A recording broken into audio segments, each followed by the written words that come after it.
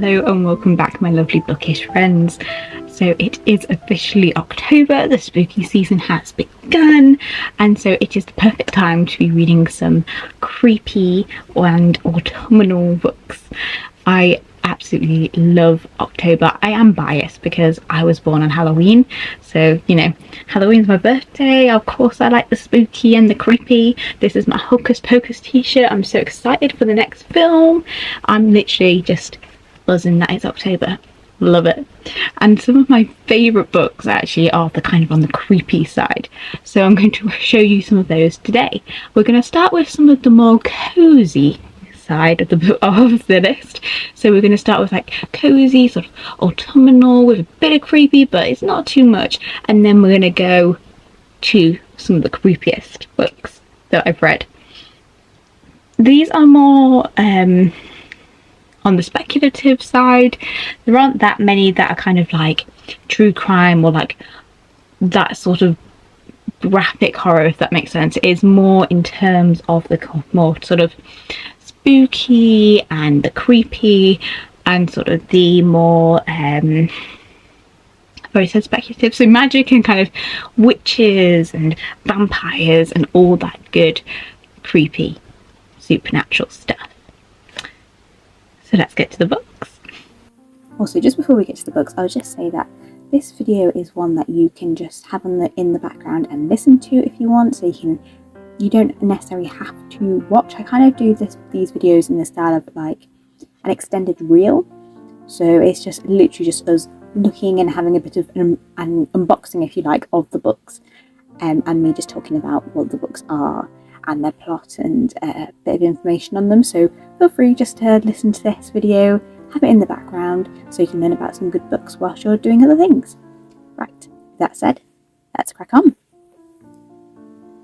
The first book we have is The Tea Dragon Society by Kate O'Neill. Now this is the third volume in the graphic novel series, and it follows the story of a girl named Greta who, after discovering a lost dragon at the market, gets wrapped up with a society of tea dragons. Now, like I said, this is the third volume in the series, but they're kind of each can sort of be read as a standalone as well. They're not a very... Obviously there is a story to them, but it's not too much of a set structured story that you have to read the first and the second and the third. That just kind of helps so you know the backgrounds of characters a little bit better. Now this is just a very wholesome and just feel good graphic novel series. The drawings are beautiful, and this is perfect if you want the autumn aesthetic, but you don't necessarily want anything spooky or anything like that. So it's just got really nice autumn vibes. The series goes over different seasons, so there's kind of a volume through which kind of goes into each season, so it's great if you can kind of read them at any time. And just to be perfectly honest, I just want a tea dragon. They're so cute. I just want to join the Tea Dragon Society and have tea with dragons. I mean, what can be better than that? Next up we have My Haunted House, which is part of the Araminta Spook series by Aggie Sage. Now this story follows the story of Araminta Spook, who lives in a haunted house with her Uncle Drac and her Aunt Tabitha. Her greatest ambition is to meet a ghost, but when Tabitha is determined to sell the house, Araminta must come up with a cunning plan to stop her, especially if she wants her greatest ambition to come true. I have spoken about this book recently, so I won't go too much into details, but it's a middle grade book that is just full of good spooky fun. I read it again recently and it's still just as fun and enjoyable reading it as an adult as it was when I first read it when I was younger. It's got the perfect spooky but wholesome and just enjoyable vibes. It's kind of like if you like movies such as Hotel Transylvania, that sort of style, where it's very family friendly, but it's still got a perfect Halloween. I'm gonna feel like I'm saying the word vibes a lot, but perfect Halloween vibes, but nothing creepy or, you know, too disturbing or anything like that. It's just good fun. Next up we have Hocus Pocus. Now this is a book adaptation of the film and also a sequel. Now I will just point out that this is a sequel that was written before the official new second Hocus Pocus movie has come out, so it is different to the new movie that was just released. Now, Hocus Pocus tells the story of the Sanderson sisters, a trio of witches who get raised from the dead one night Halloween and need to take the soul of a child by broad daylight or they will die. Now, actually, this is actually a story of the teenagers trying to stop them, but I think everyone can agree that the Sanderson sisters are just the best characters in the film and also in this book. They are just absolutely fabulous. I love them so much. They're the villains you cannot hate. So now this is literally just a book adaptation of the Disney movie, so naturally it's magical, adventure, a super easy read. Highly recommend. We're moving a little bit away from the cosy side, but not too much, with The Enchantment of Ravens by Margaret Rogerson. Now this follows the story of Isabel, who is a painter who lives in a world where fae and mortals coexist. Fae frequently come to her village for craft which they cannot do themselves. However, her life gets complicated when she paints the portrait of Rook, the Autumn Prince, and accidentally paints human feelings in his eyes. The prince essentially kidnaps her and takes her back to his world so she can explain to the court what happened, but the journey is filled with dangers and things become even more complicated when they develop feelings for each other, which is a death sentence in their world. Now this book is actually pretty short but highly enjoyable. It's full of autumnal vibes, I've said the word again, and it's just a very nice simple love story. The only thing that is a bit of a shame is that quite a lot of the characters getting to like each other and know each other happens kind of off screen, so it feels a little bit instant love at times from the reader's point of view, but it's still highly enjoyable and I really liked it, and it's just perfect for this time of year. Sticking with the same author, we now have Vespatine. Now this follows the story of Artemisa. I'm not 100% sure if I said the name right. Now she is a trainee Grey Sister, a nun who cleanses bodies and deals with the dead so they don't come back as evil spirits who attack the living. But when her convent is attacked, she ends up awakening a Relevant, which is an extraordinary spirit whose power tries to consume her. As she unravels the mysteries of the sudden increase of evil spirits, her and the Relevant have to work together to stop it, if it doesn't betray her first. Now, I read this book last year and absolutely loved it, hence why I brought the special edition. It is full of spooky Halloween feels with ghosts and spirits, and honestly it's just such a great read for this type of year. And the main girl is kind of an antisocial, doesn't like being around people, and she's just totally a mood, and I absolutely love her. Honestly, I just adore this whole story. I highly recommend checking it out. Okay, this next one is a little bit of a shameless plug, but this is my debut novel, Master of Darkness, and the first book in the Dragonheart Chronicles. It follows the story of Jason, who comes back from school one day to find his mom murdered by a vampire. He's thrown headfirst into a paranormal world, a realm filled with magic, vampires, demons, and all kinds of supernatural beings. It turns out that he is the Master of Darkness, this reincarnated paranormal hero with great powers. The problem is he doesn't know how to use them. He joins Lightning Demon Disposal Squad, which is led by the shape-shifting Angel Knight, and they fight together to get rid of demons. And this book is, obviously it's my book, so I feel a bit weird talking about it, but it is full of supernatural beings and demons and stuff, so it is kind of perfect for this time of year. And like I said, it's just, this is my book, so I feel a little awkward recommending it, but it is great for this time of year, and Jason is my kind of baby. He's a bit of a useless hero and I adore him, so please check it out. Moving away from the supernatural kind of, we have Stalking Jack the Ripper by Kerry Maniscalco.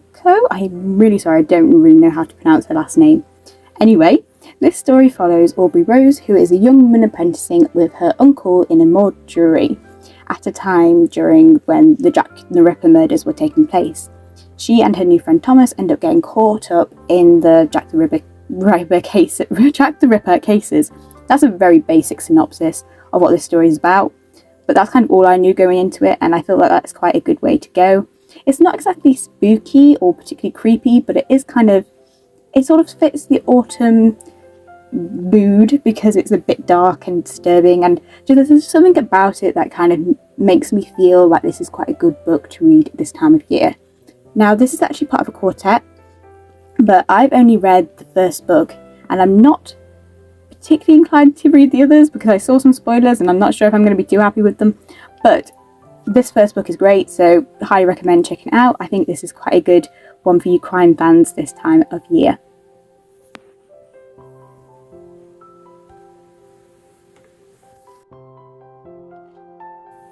Moving on, we have The Bone Houses by Emily Lloyd-Jones. Now, I have spoken about this book recently, but it really suits the October season, so I'm going to speak about it again. Also, I just love this book.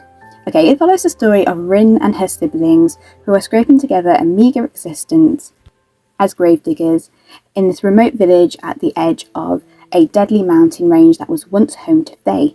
The problem is that in this village, the dead don't stay dead. Risen corpses known as bone houses are this result of a legendary curse, and when Alice, a map maker, arrives in the village, the bone houses start to attack with a new ferocity. Together, Alice and Rin embark on a journey across the mountain to break the curse. Now, this book has, risen dead. It is perfect for this time of year. I read this book recently and really loved it. I recommended it before it was in my September wrap-up video, and honestly, it's such a great read for this time of year. It feels like a dark fairy tale, so it is perfect for the Halloween season. We have definitely moved firmly away from the cozy side from this cozy to creepy recommendations video. To be perfectly honest, we moved straight into the creepy after Vespatine, to be perfectly honest. Enchantment of Erasement was kind of the last book on here that I can say was cozy, and this next book is most definitely on the creepy side. This is Death Note, which is kind of a legendary manga. It is one of the most famous.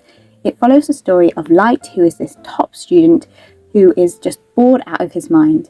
But this all changes when one day he finds the Death Note, which is this notebook dropped by this rogue death god. And any human whose name is written in this notebook dies. And now Light has vowed to use this power of the Death Note to rid the world of evil people.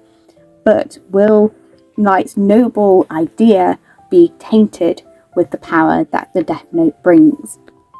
Like I said, this is proper on the creepy side. It is a series of, I think, if you're reading the individual books, I think it's 12 or 13.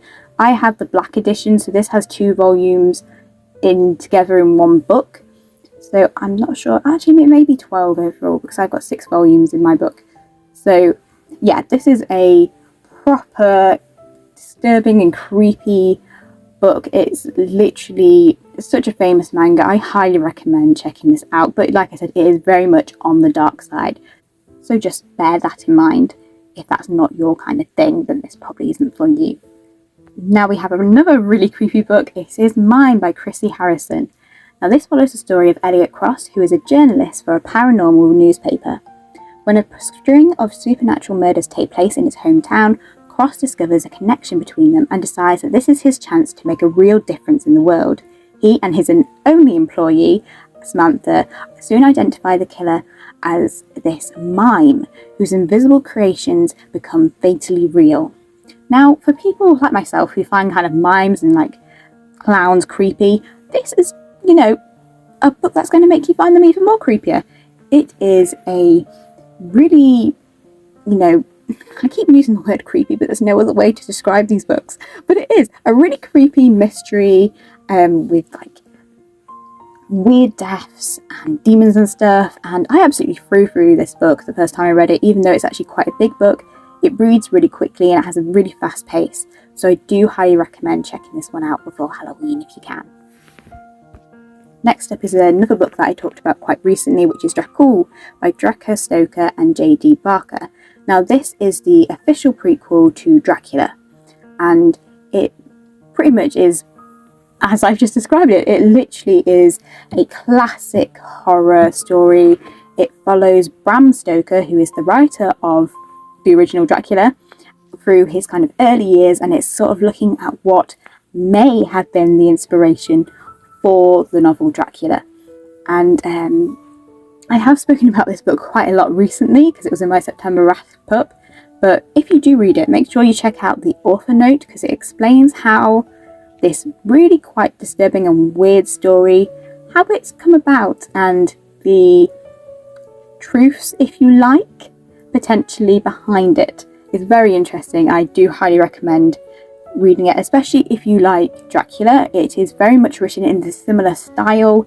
It's a very classic horror, and it feels very much like the original, even in the way that it actually tells the story. So this book is told through different points of view, through different people's journals and different letters between characters and stuff like that, which is a bit like how the original Dracula is written. Now, I know that for some people they find the classics Dracula, they find that a bit of a difficult read because of how it's told, so just bear that in mind if you are looking to read this book. It is told in a very similar fashion to Dracula is, but I highly recommend checking it out because it is really creepy, and the author's note kind of messed with my head a bit, so check it out. Now we come to the final book, and this is the book that I personally think is the creepiest book I have ever read. It is Silent Companions by Laura Purcell. It follows the story of the newly married, newly widowed Elsie, who is sent to see out her pregnancy at her late husband's crumbling country estate, The Bridge. With her new servants resentful and the local villagers actively hostile, Elsie only has her husband's awkward cousin for company, or so she thinks. For inside her new home lies a mysterious wooden figure, a silent companion, that bears an unsettling resemblance to Elsie herself. Like I said, this is the top of my creepy list. I read this book, I think it was not last year, but the year before or something like that, and honestly, it just really freaked me out the whole way from the beginning to end, and I don't like figures anyway. I was always that person who, in museums, I would just want to run past, if there was figures there, which is saying something because I'm in a wheelchair. But I honestly found this book so creepy and so disturbing, so yeah, go check it out if you want a proper scary Halloween read. It will definitely give you the chills. And that brings us to the end of this video. I hope you enjoyed it, and I hope that you found maybe a new book to add to your October TBR. Let me know if you have read any of the books on the list and what you thought of them, particularly if you've read Dracula. I need someone else to sort of try and explain that end author's note, because that just kind of made me go, huh? I mean, it was very clever, but also weird. But I have to say, I really enjoyed it. And if you have read Silent Companions, that book is honestly the creepiest book I've ever read. But obviously, like I said, I don't like figures just in general. So the idea that they can move, now I can't go to a museum without thinking that something's going to jump out at me. I feel like I partly have to blame Doctor Who for this, with those, what are they called? Like the models in the shops that then come to life and start shooting and killing people. What are they called? I can't remember the name. I'll have to put the name here. If you watch Doctor Who, you know what I mean. But I have to partly blame them for my fear of figures. What was I saying? Yes, so let me know if you've read any of the books on the list, what you thought of them, put your thoughts in the comments below, and if you have any other book recommendations that you would think would be good for October, also put them down below, because I'm always looking for a good read. Now, you may have noticed that there are no classics in this list. That's just because next week I'll be doing another recommendation video, this time with creepy classics perfect for this spooky season. I thought I'd keep them separate because not everyone reads classics, and there's quite a few that you could put on there for people who really like to read classics, so I thought I'd do a separate video for them. So yes, until next time, my lovely bookish friends. Bye!